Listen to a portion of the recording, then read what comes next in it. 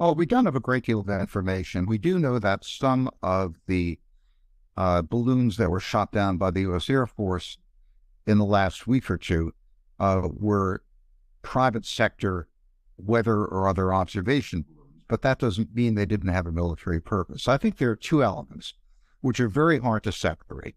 Element number one is that the United States decided to make an issue of balloon flights over the United States, which it had pretty much ignored in the past. Remember, China has, by last count, 68 satellites crossing the United States, every day or two. They have very good optics. They could read the license plate on a car. And given Chinese military doctrine, which is in the event of war, bombard the United States with very large hydrogen bombs carried by intercontinental ballistic missiles, you don't need more intelligence than that to do your target. So the incremental military value of balloons is very hard to define. Certainly an observation balloon which is closer to the ground can get better resolution than a satellite, but it's not clear what military purpose that serves. So I think to some extent this was a political decision to make an issue of something which had not been an issue in the past. It's also possible that the People's Liberation Army decided to provoke the United States and see how it responded. It's not clear to me whether Hszi Csin-ping and his government were aware of what was happening. And there's some speculation that Xi Jinping's political opponents might have wanted to embarrass him. That speculation, I can only guess. There is a possibility, there is a military purpose. If you provoke the United States by flying balloons over its territory, you find out a number of interesting things. One thing is that the United States doesn't have a lot of good air defenses. It took the deployment of the F-22, which is our best fighter, which we no longer produce, and several missile shoots to shoot down a balloon over the United States. Now, you're using $1 million Sidewinder rocket to shoot down a balloon that might have cost $100,000 to build. Hypothetically, the Chinese could build tens of thousands and float them over the United States and overwhelm defenses. So there might have been some testing or probing by the Chinese to see how good or bad American air defenses are. And frankly, I find it worrying that our air defenses are so poor.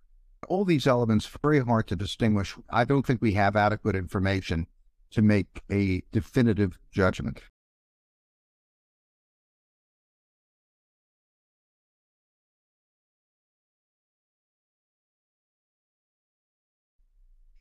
It may be. Blinken did end up having a telephone conversation with his Chinese counterpart. That was an odd kind of visit because Blinken was not invited. He invited himself. I don't know how important the visit actually was, but that is the kind of thing which leads to speculation that perhaps some people in China who wanted to embarrass Xi Jinping before the Blinken visit put the balloons up there to provoke the United States. But again, we don't have enough information. This is all rumor and speculation, and I really can't say more about it.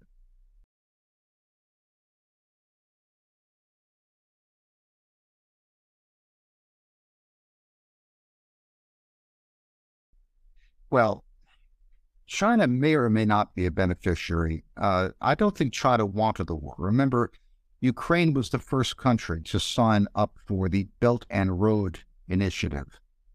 And China had substantial investments in Ukraine. China's main interest in advancing its power is economic. It doesn't like wars, doesn't want to fight wars, and it certainly doesn't like the idea of being put in the middle of a confrontation between between Russia and the United States. It has enough problems with the United States. China is, I believe, trying to reduce tensions with the United States, and the Ukraine war does create problems. On the other hand, China tends to sympathize with the Russian position in the war. It believed that the American and Allied action in Ukraine was the action of a would-be hegemon, an attempt to maintain America's unipolar world. China is very vocal about its desire for a multipolar world, so China has been very helpful to Russia in maintaining trade in all kinds of supplies, including banned items like computer chips. If you look at the exports of China to Russia's neighbors, to Turkey, to Armenia, Kazakhstan, Uzbekistan, Georgia, there's been an enormous increase in China's exports to Russia's so-called near abroad and to Turkey, and a corresponding huge increase in the exports of those countries to Russia. So it's quite clear that the former Russian near abroad is acting as an intermediary, a bridge for Chinese goods going to Russia. The United States has accused China of covertly helping Russia, but it doesn't seem that there's anything the United States can do to stop it, because as long as the Turks want to keep exporting to Russia, it's hard to stop. I will note that Turkey runs a current account deficit, and half of that deficit took the form of errors and omissions on its balance of payments. Those are almost certainly unreported exports, mainly to Russia. So China has tried to keep a middle position, supporting Russia verbally, offering to mediate, maintaining trade with Russia, helping Russia to circumvent sanctions. But I do not believe that China is at all happy about the war, and it would be most happy if it were to end in a negotiated peace.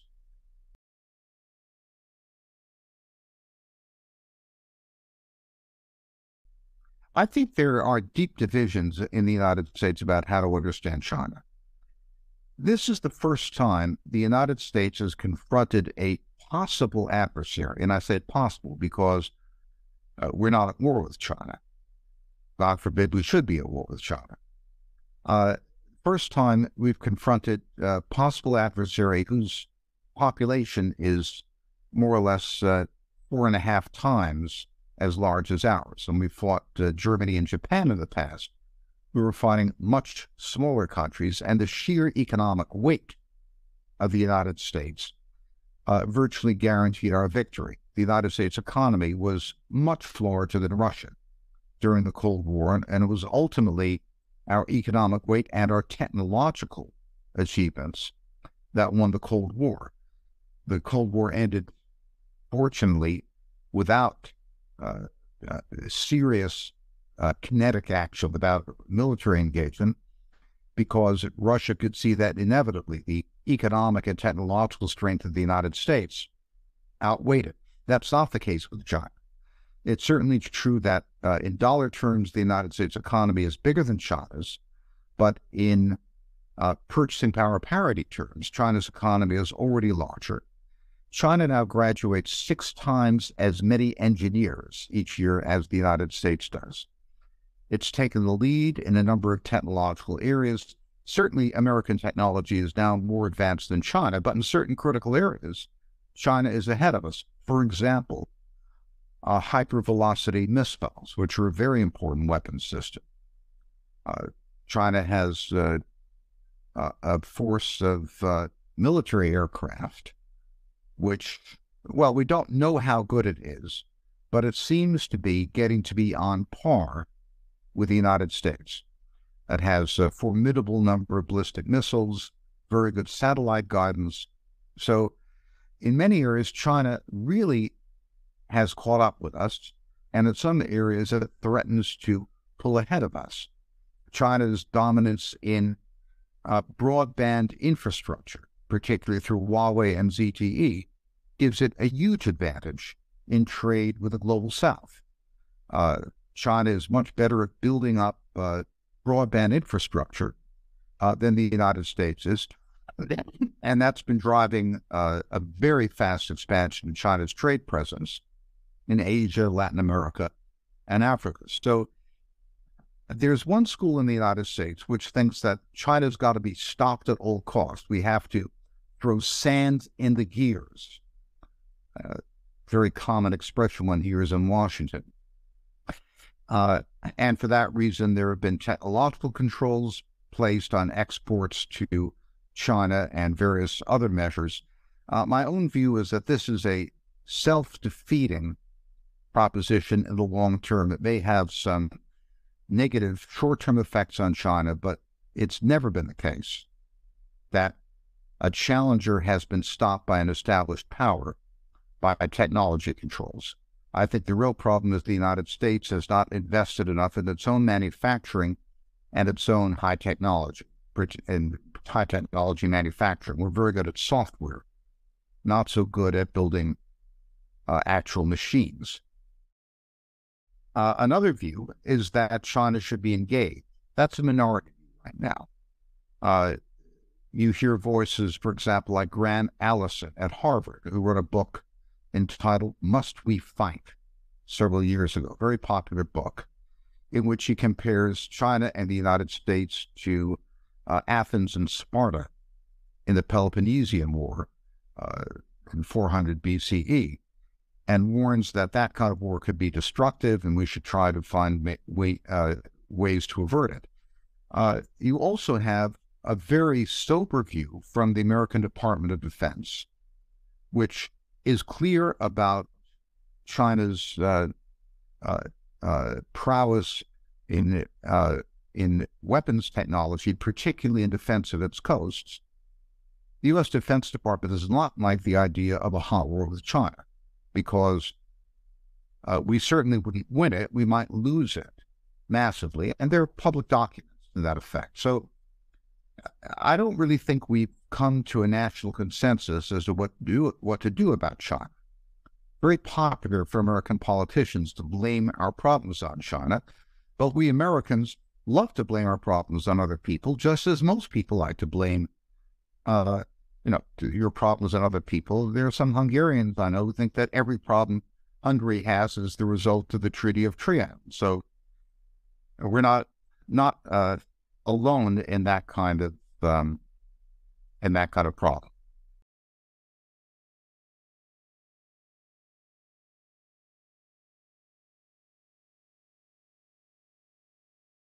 Well, I think they're very avoidable. And I agree with you. I think it's irresponsible to make statements like that. The question is, why would China do something which might initiate a war? And of course, this was an Air Force general who was warning that China will invade Taiwan by 2025. Why should China invade Taiwan? 2 million Taiwanese work on the mainland. Taiwan has invested over $100 billion in the mainland. Chinese semiconductor fabrication plants are being built by Taiwanese chip engineers. The Taiwanese and Chinese are the same people, speak the same language. They really don't want to fight each other. The one circumstance, I believe, under which China would take military action in Taiwan is if Taiwan were to move towards independence. As you know, American-Chinese relations were set up by Henry Kissinger and Richard Nixon in 1972 on the basis of the Shanghai Communique, which promulgated a one-China policy. The one-China policy means that both Taiwan and China think that they are one country, but they disagree about the system, and they'll work it out eventually. As long as we maintain the one-China policy and there's no move towards independence, China has no reason to invade. They're getting everything they want from Taiwan in the short term. Taiwan also has a sharply declining population. It has the lowest birth rate in the world. In 50 years, its working age population will shrink from perhaps 11 million to 4 million. So Taiwan's importance will diminish economically over time, and its ability to maintain its independent existence will also shrink. So in the long term, China simply has to wait, and it will probably get what it wants. And the Chinese are very patient. There is a current in the United States which wants to try to provoke Taiwanese independence in the view that this would destabilize the Communist Party of China. And we should do everything possible to try to topple the Communist Party of China. I think that's a very bad idea. First of all, I don't think it will happen. In my view, the Communist Party of China is simply yet another incarnation of the old imperial system. And it's not at all clear what might replace it. And to provoke China in that way, to try to intervene in its internal affairs and try to reshape its political system from the outside, well, is a very stupid idea. We had a very poor experience trying to do that in Iraq, Afghanistan, and other places, which are weak countries where we had an enormous presence. We invaded them and basically ran the country. Much less can we expect to have any real influence over China's internal politics.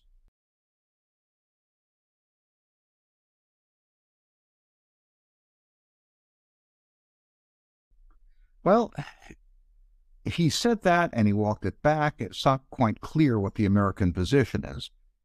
And it's also not clear whether the United States currently has the resources in the Western Pacific to be able to stop the Chinese from doing that. Certainly if the Chinese attempted a Normandy-style invasion with lots of landing craft heading towards Taiwan 90 miles across the strait, they would take substantial casualties.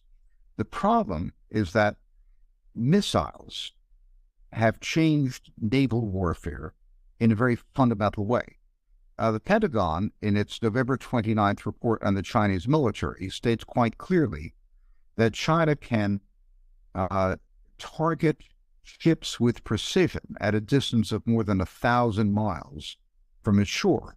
That's greater than the operating range of American aircraft carriers. China can effectively sink anything that floats on the surface. So if an aircraft carrier sent planes against China, for example, it probably wouldn't be there half an hour later. And the Pentagon knows this. So what exactly would the war look like? I think we have a revolution in military technology as profound as we had in 1940. In 1940, of course, every navy in the world spent most of its money on battleships. Then they found out in the first year of the war that torpedo planes and dive bombers, costing $15,000 apiece, could sink battleships that cost in 1940 money $100 billion. No one ever built a battleship again. Aircraft carriers are now as vulnerable as battleships were in 1940. So the weapon systems in which we've invested are certainly not appropriate for defending Taiwan against a Chinese attack. And if there were to be a war, I think the probable result would be a horrendous loss of life by the American Navy, and there would be a great temptation to resort to nuclear weapons. So that's a great risk that I don't think we should take. I believe that what we should attempt to do is maintain the status quo, Taiwan's independent political system, but under the legal definition of the one China policy, and avoid a war. I don't think a war is at all inevitable. And I think the single greatest foreign policy task of our time is to avoid a war with China. That said, I think that we need to vastly improve our weapon systems, particularly missile defense. That brings us back to the balloon issue. I'm for a very aggressive budget to defend the American homeland with high technology weapons. I'm not a pacifist by any means, but I don't see any reason we need to fight China. We simply need to be able to protect ourselves.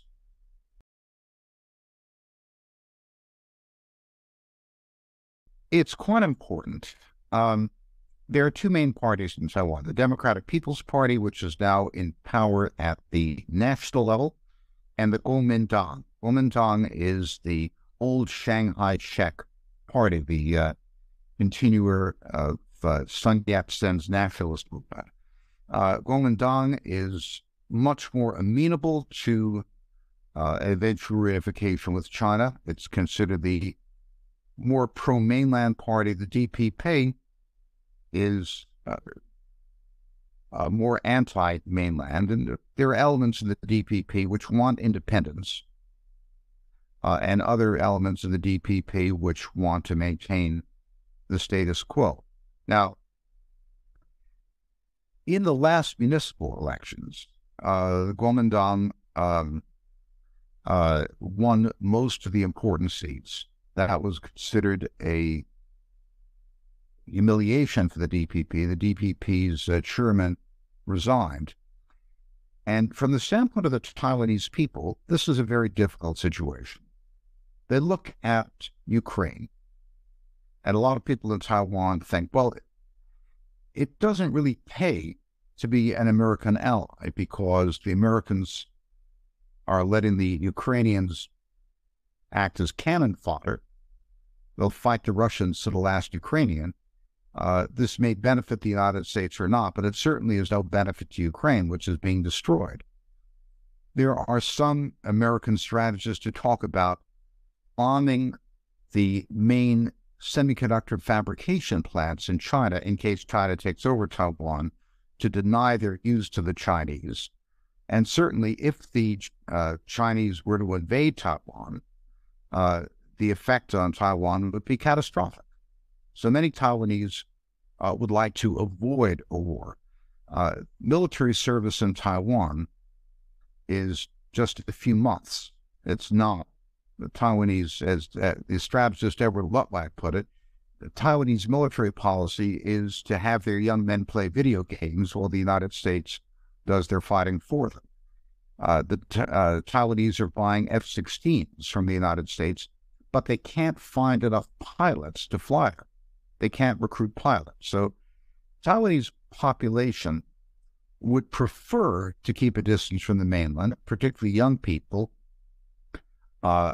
are not thrilled about the idea of reuniting with the mainland. On the other hand, they seem to have no intention of fighting.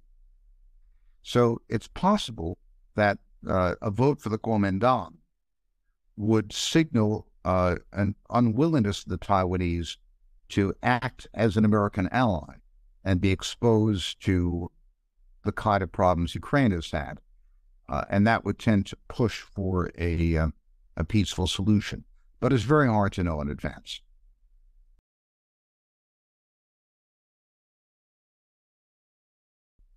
Remember, Chinese-Japanese relations have significant historical issues, and people in that part of the world have very long memories. Perhaps 25 million Chinese civilians were murdered by the Japanese during World War II. And the Japanese, on many previous occasions, humiliated the Chinese, for example, by seizing Taiwan in the Sino-Japanese War of the 1890s. So sentiment towards Japan and China is very guarded. Chinese tourists love to go to Japan. Japan's culture is in some ways a more refined expression of Chinese culture, and the Chinese appreciate it. The Japanese study Chinese philosophical classics, but they're very different countries.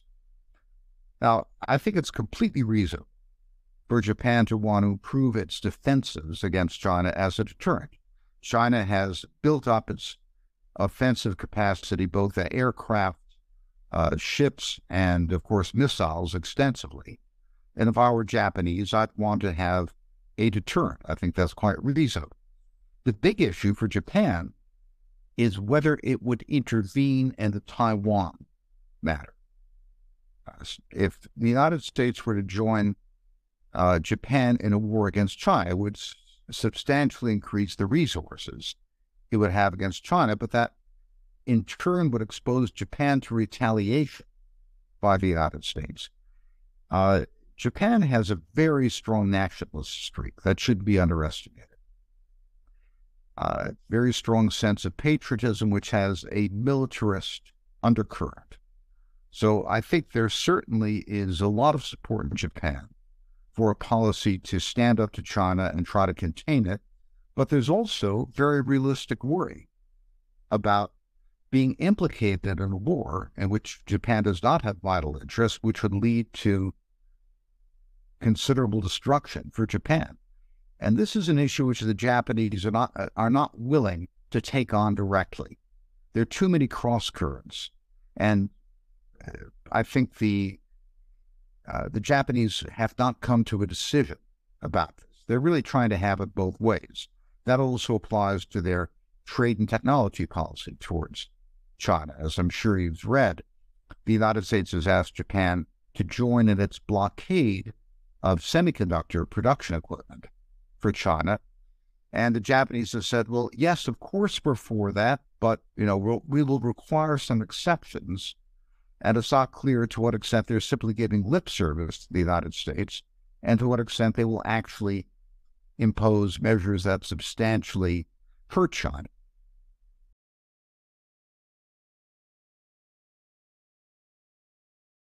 Xi Jinping has made a career out of sensing where the wind is blowing and getting in front of it.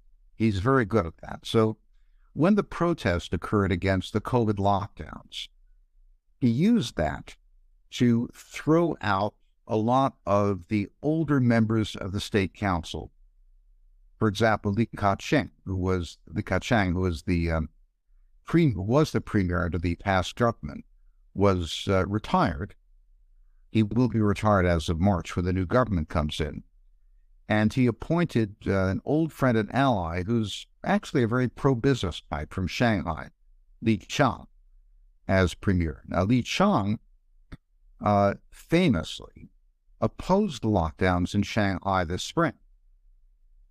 And he lost that battle, but as a result, he was promoted 2 steps to the number 2 job in China. So Xi has been very adept about maneuvering this. However, if Xi's policy fails, of course he's vulnerable. No Chinese government is that stable, because in an imperial system, all decisions finally go to a small council of people, that's the state council, and ultimately are decided by one person. And if that one person makes a really bad mistake, or several mistakes in a row, they'll replace it. So I think you can think of China as the bumblebee that's not supposed to be able to fly, but somehow does. Nobody believed that Deng Xiaoping would succeed in 1979. No one imagined in 1979 that China would be the country it is today, thanks to Deng. Xi Jinping is trying to transform China into a high-tech superpower with a highly skilled, college-educated workforce, as opposed to a semi-skilled peasant workforce, and extend China's economic influence into Southeast Asia and other parts of the global South, effectively incorporating them into China's economy. It's a program as ambitious as Deng's. It's so ambitious that one can't possibly put probabilities on its likelihood of success. But I wouldn't rule it out. But yes, Xi Jinping has a very difficult job in front of him. He is vulnerable and he knows it, but he's smart and tough. And throughout his career, he's demonstrated again and again his ability to put himself in front of the political trend and stay in power.